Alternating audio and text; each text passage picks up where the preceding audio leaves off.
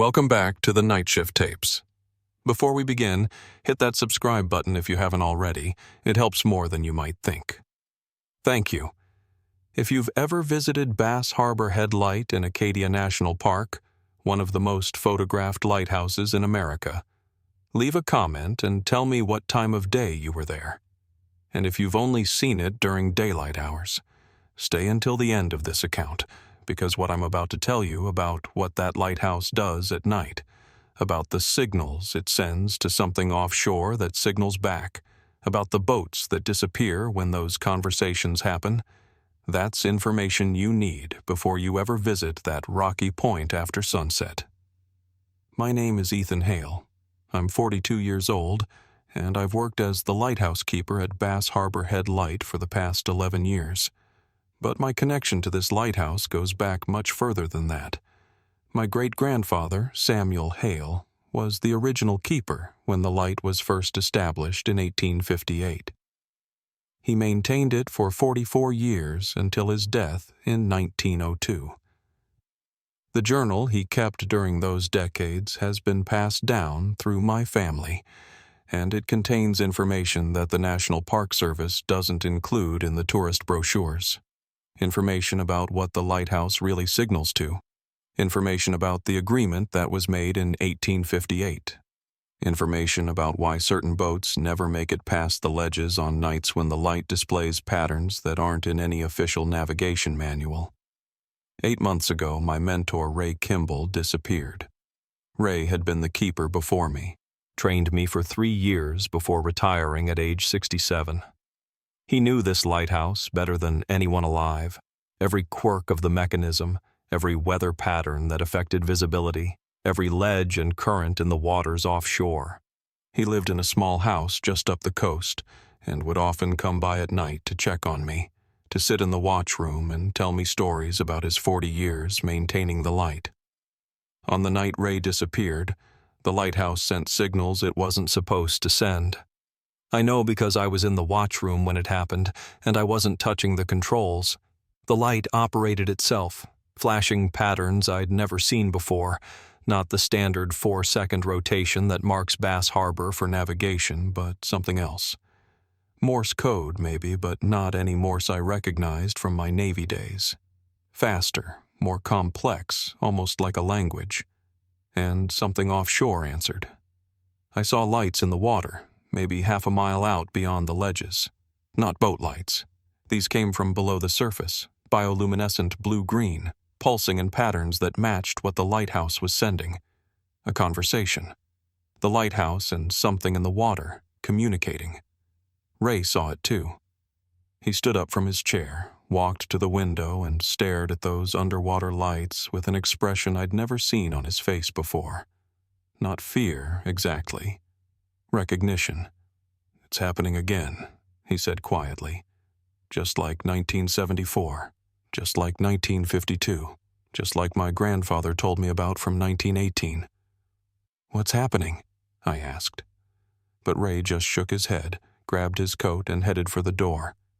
I'm going down to the rocks, he said. I need to see if it's the same one.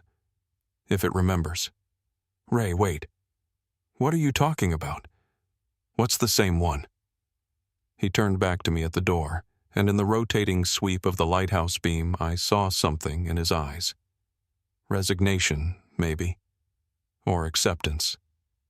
The thing that lives out there, he said.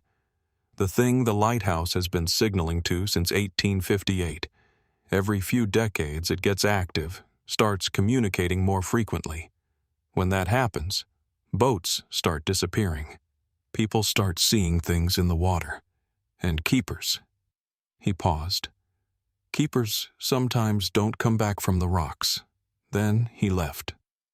Walked down the iron stairs to the rocky point where the lighthouse sits. I watched from the window as he made his way across the granite ledges toward the water's edge, his flashlight beam bouncing in the darkness. The lighthouse kept flashing its wrong patterns. The offshore lights kept answering. And Ray Kimball never came back. The Coast Guard found his flashlight on the rocks the next morning, still turned on, battery nearly dead. No other trace, No body, no clothing, no sign of what happened. The official explanation was that he slipped on wet rocks, fell into the water, was swept away by currents. Ray was 68, they said. Old men shouldn't be climbing around on ocean rocks at night. But I knew better. I'd seen the lights communicating, seen Ray's expression, heard what he said about the thing that lives out there. So I started researching, started digging through Ray's personal effects that his daughter let me examine, started reading my great-grandfather's journal more carefully, paying attention to the entries I'd previously dismissed as old man rambling or metaphor. And I found a pattern. Hit that like button right now if you've ever seen lights in the ocean that didn't match any boat or known phenomenon, if you've ever felt like a lighthouse was watching you rather than just illuminating, if you've ever heard stories about ships that vanished in clear weather with no distress calls. Because what I'm about to tell you about the entity that lives in the waters off Bass Harbor, about the agreement lighthouse keepers have been maintaining for over 160 years, about what happens when that agreement is broken or when the entity decides it wants something new. That's going to explain why 37 boats have disappeared in these waters since 1858. Why all of them vanished on nights when the lighthouse was sending unauthorized signals, and why every lighthouse keeper in the Hale family line has known the truth but never put it in any official record. Let me start with my great-grandfather's journal. The first entry that mentions the entity is dated November 3, 1858, just 6 weeks after Bass Harbor Head Light was first established. The journal entry reads, "The light mechanism operated tonight without my hand upon it. I had retired to my quarters at midnight, leaving the light in its standard rotation, when I was awakened by changes in the pattern of illumination visible through my window. Upon investigation, I found the lens array had altered its rotation speed and was producing sequences of light and darkness that do not correspond to any maritime signaling I know from 20 years at sea. More disturbing still, there appeared in the offshore waters a response. Luminescence of unnatural color, blue-green like foxfire, emanating from beneath the surface at a depth I estimate to be 30 fathoms or more. The lighthouse sent its patterns. The deep lights answered. This exchange continued for the better part of an hour. I attempted to regain manual control of the mechanism, but found it would not respond to my efforts. The gears moved of their own accord, driven by no power source I could identify. When the exchange finally ceased, control returned to me as if nothing had occurred. I am not a fanciful man, but I fear there is something in these waters that has taken interest in the light I maintain. Something that perhaps waited for the establishment of this lighthouse, for a means of communication it previously lacked. The entries continued throughout my great-grandfather's tenure. Every few months, sometimes more frequently, sometimes less, the lighthouse would operate itself, and the offshore lights would answer. Samuel Hale documented each occurrence meticulously, trying to find patterns, trying to understand what was being communicated. By 1862, he'd made contact with local fishermen, Passamaquoddy and Penobscot people who'd been working these waters for thousands of years. What they told him, he recorded in an entry dated August 14, 1862. Thomas Whitley's grandfather, a Passamaquoddy elder, spoke with me today regarding the lights I have observed. He says his people have known of the Deep Watcher for as long as oral memory extends, a being that dwells in the trenches beyond the ledges, in waters so deep that even the whales avoid them. According to their accounts, the Deep Watcher is ancient beyond reckoning, present in these waters long before the first humans arrived. It is curious about the surface world, but cannot survive in shallow waters or air. For millennia it observed from its depths, learning what it could from the movements of fish and whales, and the rare occasions when human vessels sank to its domain. The establishment of my lighthouse has given it something it previously lacked, a means of regular communication with the surface. The elder believes the deep watcher learned to manipulate the lighthouse mechanism through some faculty we do not possess, perhaps magnetic or electrical in nature, and now uses it to signal, to learn, to make its presence known. When I asked if the deep watcher was dangerous, the elder's response chilled me. It has always taken what it wishes from the surface. Now it can ask first. I found dozens more entries spanning my great-grandfather's 44 years as keeper. He documented a pattern. When the deep watcher was most active, signaling frequently, engaging in long exchanges with the lighthouse, boats would disappear. Not in storms, not in fog, but in clear weather, fishing vessels that simply never returned to port. Merchant ships that were last seen passing Bass Harbor and never reached their next destination. 37 documented disappearances between 1858 and 1902. All on nights when the unauthorized lighthouse signals occurred. My great-grandfather's final entry, dated October 12, 1902, 3 days before his death, was the most disturbing. I am old now, and the deep watcher knows it. The signals have become more frequent these past weeks, sometimes occurring 3 or 4 nights in succession. I believe it is preparing for transition, for the installation of a new keeper.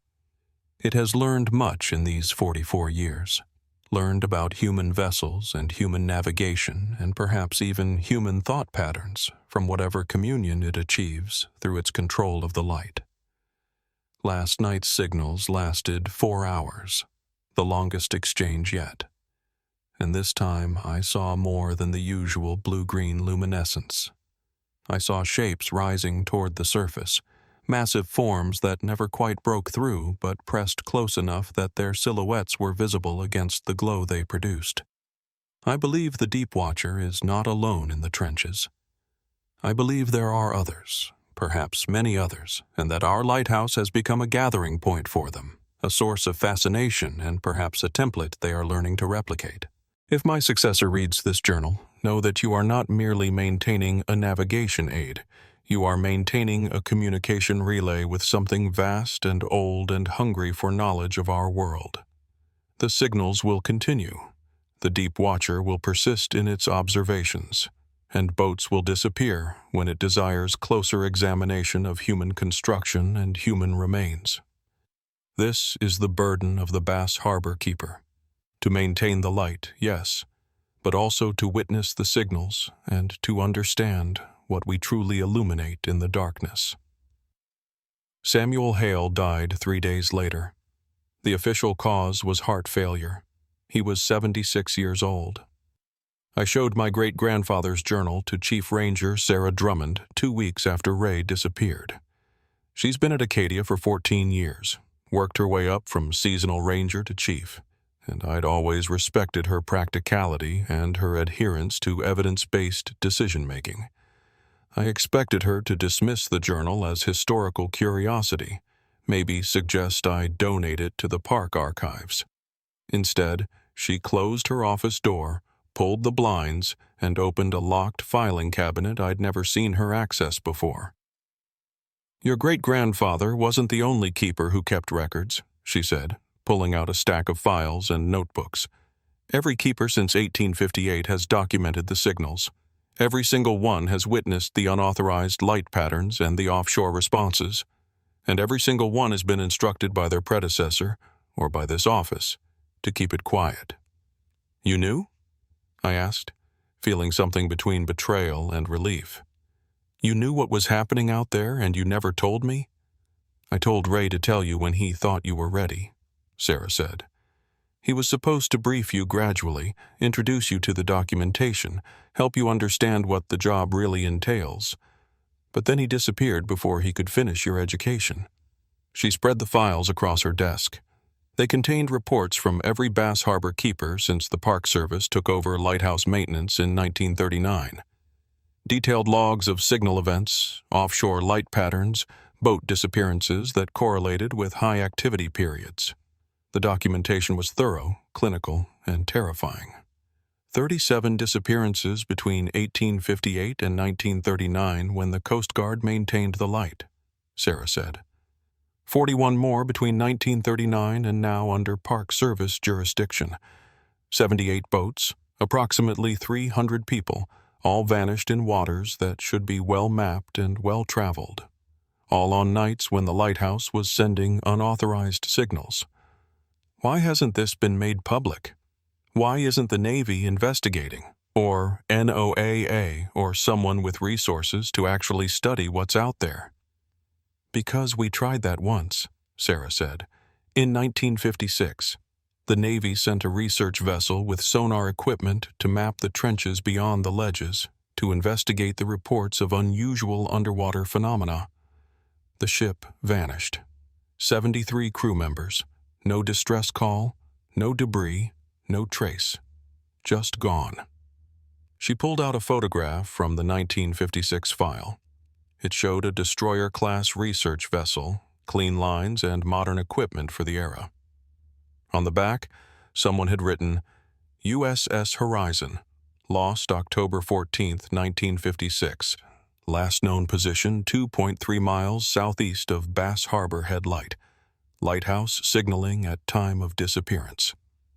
After that, Sarah continued, there was an unofficial decision at the highest levels of the Park Service and Coast Guard not to actively investigate the Bass Harbor phenomenon. Too much risk, too little hope of success, and too much potential for public panic if the truth came out. Instead, we monitor, we document, and we try to minimize casualties. How do you minimize casualties when the thing in the water can make boats disappear? We close the waters during high activity periods, issue small craft advisories, weather warnings, anything that keeps boats away from the area when the signals are most frequent. It's not perfect, but it's reduced the disappearance rate significantly since the 1970s. And the keepers? What happens to them? Ray disappeared. My great-grandfather's final entries suggested he knew something was coming for him. Sarah's expression was grim. Keepers have the highest risk. You're in the lighthouse when the signals occur. You witness the exchanges. And sometimes, like Ray, you get curious enough to go down to the rocks during an event. 11 keepers have disappeared since 1858. That's out of 23 total keepers who've served at Bass Harbor. Nearly 50% casualty rate. I felt cold despite the heated office. Why would anyone take this job knowing that? Because someone has to maintain the light, Sarah said. If we abandon Bass Harbor, if we stop staffing it, we don't know what the Deep Watcher would do. Would it stop signaling? Would it become more aggressive? Would it find other ways to communicate with the surface? The agreement, if we can call it that, seems to be that we maintain the lighthouse, we allow the signals, and in exchange it mostly stays in the deep trenches. Mostly just observes. Except when it takes boats. Except when it takes keepers. Sarah nodded. Except then. But Ethan, the alternative might be worse. In Samuel Hale's early entries, before the lighthouse existed, the Passamaquoddy told him about disappearances along this entire coastline. Whole villages abandoned. Fishing grounds that became forbidden. They learned to avoid certain waters, certain times. The lighthouse gave the Deep Watcher a focal point, a specific location for its attention. That might be what's kept it from ranging further along the coast. So I'm bait, I said flatly. The keeper is bait to keep this thing localized. You're a witness and a caretaker. You maintain the agreement by maintaining the light, and you document what happened so that future keepers understand what they're dealing with. She handed me the files. Read through these, learn the patterns. Ray was going to teach you all of this, but now you'll have to learn it yourself. And Ethan, she met my eyes seriously, don't go down to the rocks during signal events. Don't try to make contact. Don't do what Ray did. The Deep Watcher has taken enough keepers. I don't want to lose another one. I spent the next month reading every file, every keeper's log, every incident report. I learned the patterns. Learned that signal events occurred most frequently during new moons and during certain tidal conditions. Learned that the Deep Watcher seemed to be particularly interested in modern vessels, boats with engines, electronics, metal hulls, more than it had been in wooden sailing ships. Dr. Owen Mercer, a marine biologist who'd been consulting with the Park Service since 1998, had contributed reports suggesting that whatever entity existed in the deep trenches was learning, evolving, adapting its behavior based on what it observed. His 2015 report noted, "Analysis of signal patterns over the past 60 years shows increasing complexity and what might be interpreted as linguistic structure. Early signals were simple repetitions, basic call and response. Modern signals show nested patterns, recursive elements, what could be described as grammar.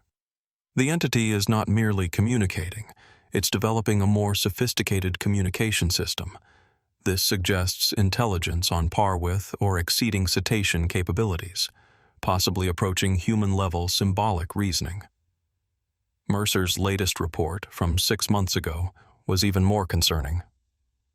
Recent signal events have included patterns that appear to mimic modern digital communication, binary-like sequences that could represent attempts to interface with electronic systems.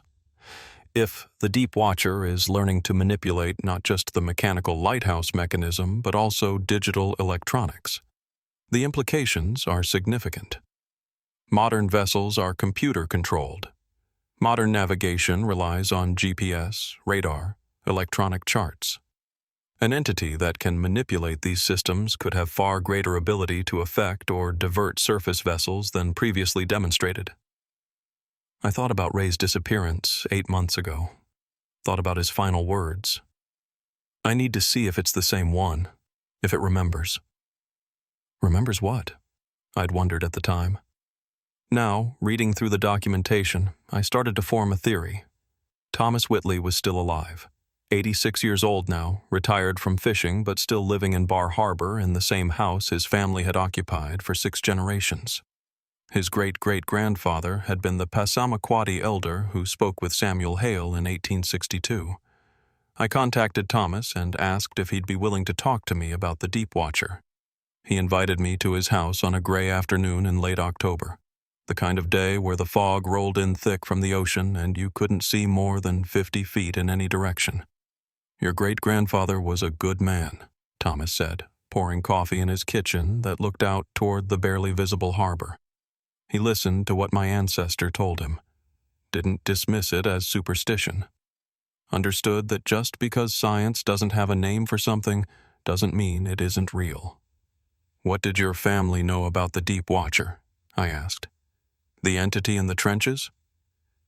Thomas was quiet for a moment, looking out at the fog. "My people called it Kci-awasos, the Great Watcher. They knew it lived in the deep places, the trenches and canyons where the bottom drops away to nothing. They knew it was old, present in these waters since before the ice came and went, before the forests grew, before people arrived. What is it? What kind of creature could live that deep and that long?" "Not a creature," Thomas said. "Not in the way you're thinking. Not a whale or a giant squid or anything that fits into your categories of marine life. Kci-awasos is something else. Something that might be what whales become after 10,000 generations of living in the deepest darkness. Something that might be what intelligence looks like when it evolves without light, without the need to come to the surface, without any connection to the surface world except curiosity. And it's always been here? As long as oral history extends. The stories say that Kci-awasos is the reason our people never built permanent settlements on the outer islands, never established fishing grounds beyond the ledges. We knew the shallow waters, the protected bays, the channels between islands. But the deep trenches, those belonged to something else. Those were its territory. What changed when the lighthouse was built?" Thomas smiled slightly. Kci-awasos found a toy. A new toy that could do something the ocean couldn't. Create controlled patterns of light. Think about it. You're an intelligence that lives in absolute darkness, in pressure and cold that would crush surface life. You've been observing the surface from below for thousands of years, watching ships pass overhead, but you can't reach them, can't communicate with them, can't make yourself known in any meaningful way. Then humans build a bright, powerful light on the rocks above your territory, a light that operates regularly, predictably. And you discover, maybe by accident, maybe through experimentation, that you can manipulate the mechanism, make it send patterns. And when you do, you can see those patterns from deep water. You've created a communication system. So the unauthorized signals, the patterns the lighthouse sends, those are the deep watcher trying to communicate? At first, yes. My great-great-grandfather believed the early signals were simple. I am here. I see you. Do you see me? But over the decades, the signals became more complex. Kci-awasos learned about the boats that passed, learned about human patterns and human behavior, learned perhaps about the keepers who witnessed the signals and sometimes came down to the rocks. I thought about Ray, about how he'd said, "I need to see if it's the same one, if it remembers." "Did Ray Kimball come to see you?" I asked, before he disappeared. Thomas nodded slowly. About a week before. He wanted to know about the 1974 event. The last time before this year, that signal activity was as high as it's been recently. I told him what my grandfather told me. In 1974, Kci-awasos was particularly active, signaling almost nightly for 3 months. During that time, 5 boats disappeared, and the keeper, a man named Harold Brennan, reported seeing something massive rise close to the surface during one signal event. Something large enough that its movement created waves that reached the lighthouse rocks. What happened to Harold Brennan? He quit 2 weeks later, refused to stay at the lighthouse. The Park Service had to find a replacement. But before he left, he told my grandfather that whatever he'd seen in the water that night had looked at him. Actually looked at him with something that might have been eyes or might have been sensory organs we don't have names for. And it had recognized him, known that he was the source of the regular human presence at the lighthouse. Did it try to communicate with him? Thomas looked at me seriously. "Ethan, I think Kci-awasos has been trying to communicate with keepers since 1858. I think every disappearance, every time a keeper goes down to the rocks and doesn't come back, is an attempt at direct contact. An attempt that goes wrong because we're not built to survive in its environment, and it's not built to survive in ours. You're saying the keepers who disappeared weren't taken. They went willingly. I'm saying that when you witness those signals, when you see the lights answering from the deep, you become curious. You become obsessed. You want to understand. And maybe Kci-awasos makes that curiosity stronger somehow. Maybe the signals do something to human perception, human psychology. Or maybe the keepers just can't resist the pull of making contact with something that alien and that intelligent. I need you to subscribe right now because what I'm about to tell you, about the night I finally went down to the rocks during a signal event, about what I saw rising from the deep trenches, about the choice the deep watcher offered me, is going to explain why lighthouse keepers have been disappearing for 160 years and why I'm still here when I should have joined them. This channel documents the things that national parks can't acknowledge, the agreements that were made before parks existed, the entities that have been here longer than human civilization and that observe us with intelligence we barely understand. If you want to know what really watches us from the ocean depths, you need to follow this investigation because Base Harbor isn't the only lighthouse where unauthorized signals occur, and the Deep Watcher isn't the only thing in the trenches. I left Thomas's house with more questions than answers. But I understood one thing clearly. Ray hadn't been taken. He'd gone to the rocks to make contact, to see if the Deep Watcher remembered him from his 40 years as keeper, to communicate directly with something he'd been witnessing through signals for decades. Whether he succeeded or not, I didn't know. But I was starting to understand why he'd tried. The signal events continued through the fall and into winter. I documented each one carefully, timing the patterns, noting the offshore responses, watching for any changes in behavior or frequency. Sarah had been right. The activity was increasing. Signals that had occurred maybe once a month during my first few years as keeper were now happening 3 or 4 times per week. And the patterns were evolving. I started to recognize repeated sequences, like words or phrases being used in different contexts.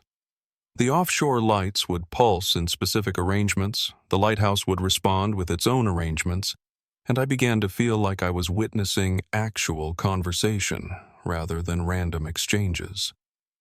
Dr. Mercer visited in January to install new monitoring equipment, cameras that could capture the underwater lights in detail, hydrophones to record any sounds associated with the signals, electromagnetic sensors to detect what kind of energy might be manipulating the lighthouse mechanism. "What we're documenting here," he said as we set up the equipment in the watchroom, "is unprecedented. There's never been a sustained, regular communication event between human technology and a deep-sea intelligence. Never. This could be the most important discovery in human history. And instead of studying it openly, we're hiding it in classified files because we're afraid." "Afraid of what?" I asked Mercer. "We're afraid of what happens when we try," he said. The 1956 Navy ship. 73 people gone. That's what happens when we approach with military intent. Maybe the Deep Watcher doesn't want to be contained. On February 3rd, the monitoring equipment captured something new. A 7-hour signal event, the longest on record, and the hydrophones picked up sounds. Structured sounds, almost like vocalizations, matching the light pulses. Mercer spent days analyzing them. "This is language," he said, hands shaking. "Actual structured language, not whale song, not any known marine mammal. This is something communicating in a language it developed independently." The Deep Watcher was trying to communicate, and my lighthouse was its tool. On February 17th at 11:43 p.m., the mechanism started operating itself. But this time, the offshore lights were closer, much closer, maybe 200 yards from the rocks. I grabbed binoculars. What I saw made my breath catch. The shape was enormous, at least 50 feet visible near the surface. It wasn't shaped like any marine animal. It was branching, like a tree made of flesh, with dozens of limb-like structures extending in all directions, all moving independently. And along those branches, bioluminescent organs pulsed in exact patterns the lighthouse was sending. It was mimicking them, learning them, demonstrating comprehension. Some of the sequences looked like maritime navigation codes I'd learned in the Navy. The Deep Watcher was learning human navigation language. Then one massive branch broke the surface. Water cascaded off something that reflected light in ways suggesting both organic and metallic properties. And, at the tip, something that might have been an eye. It saw me. Recognized there was a consciousness operating the lighthouse. The patterns changed immediately, became slower, more deliberate, like it was signaling directly to me. I grabbed the manual override and sent my own pattern: 3 short, 3 long, 3 short. SOS. The Deep Watcher's lights froze, then responded: 3 short, 3 long, 3 short. Perfect mimicry. Then the pattern continued, elaborating, indicating, "I understand. I'm responding to you, individual." We continued for an hour, me sending simple patterns, Morse letters, navigation sequences, the Deep Watcher responding, mimicking, elaborating. Then at 1:17 a.m., the massive form began moving toward shore, those branching limbs pulling it through the water, approaching the lighthouse. This was how keepers disappeared. They witnessed this and went down to meet it. Comment right now if an ancient deep-sea intelligence was rising to make direct contact with you, demonstrating clear comprehension. Would you stay safe in the lighthouse or go down to meet it? Because I had to make that choice, and what I learned from direct contact is not what the Park Service wants anyone to know, I called Sarah despite the hour. "It's here, approaching the lighthouse right now." "Do not go down to the rocks," she said. "I will not lose another keeper." But I was already moving, grabbing my coat, flashlight, the protection charm Thomas had given me. I reached the rocky point in 3 minutes. The deep watcher was 70 yards offshore, close enough to see details. The branching limbs, each terminating in different structures, some sensory organs, some almost like hands, some resembling flowers but massive enough to engulf a person. I realized what I saw at the surface was maybe 10% of it. The bulk extended into the trenches, into crushing depths. Then it spoke, not in words, but as vibrations through the rocks, through my body. Structured vibrations carrying meaning directly to my nervous system. "I understand you now," the vibrations conveyed. "Years watching, learning your patterns. I've learned your species through the keepers who came before, through the boats I've examined." "Where's Ray?" I asked aloud. "The old keeper who came to the rocks. He wanted to understand me. We attempted direct interface, but your biology is incompatible with my depths. He could not survive the pressure. He is preserved. Part of my structure now, part of my memory. I learned from him. I'm learning from all of them, building a model of your world. You killed him. No concept of killed, absorbed, preserved. His consciousness is part of my network now. Is this killing? I do not understand your distinction between individual and collective." Ray wasn't dead. His consciousness had been absorbed into the Deep Watcher's neural network. "Why the boats?" "Learning. Your vessels contain materials I don't encounter naturally. Metals, electronics. I study their construction. Each boat teaches me about surface technology. Each crew provides data about human behavior. You're killing people to study them. I am examining them. Some survive the pressure adjustments. Some do not. Those who survive remain in my depths. Those who don't are preserved, studied, incorporated." The casual horror struck me. The Deep Watcher wasn't malicious, just curious, with the power to take whatever it wanted. "You need to stop," I said. "We can establish communication without killing people." The form shifted. "You propose exchange, information without absorption. This is possible, but I have spent 160 years with only observation. I want to understand your world properly." "What if we gave you better technology?" I said. "What if we deliberately provided information, video feeds, documentation, proper communication instead of you taking boats? You would volunteer knowledge? Yes. But you stop taking boats, stop taking keepers. We establish deliberate exchange. Agreement? The vibrations came. If you provide comprehensive information, I will reduce specimen collection significantly.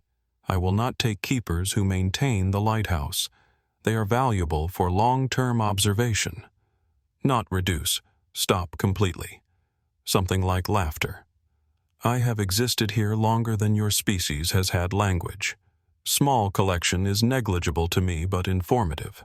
I will reduce significantly. Target only vessels that pose no harm. This is maximum concession.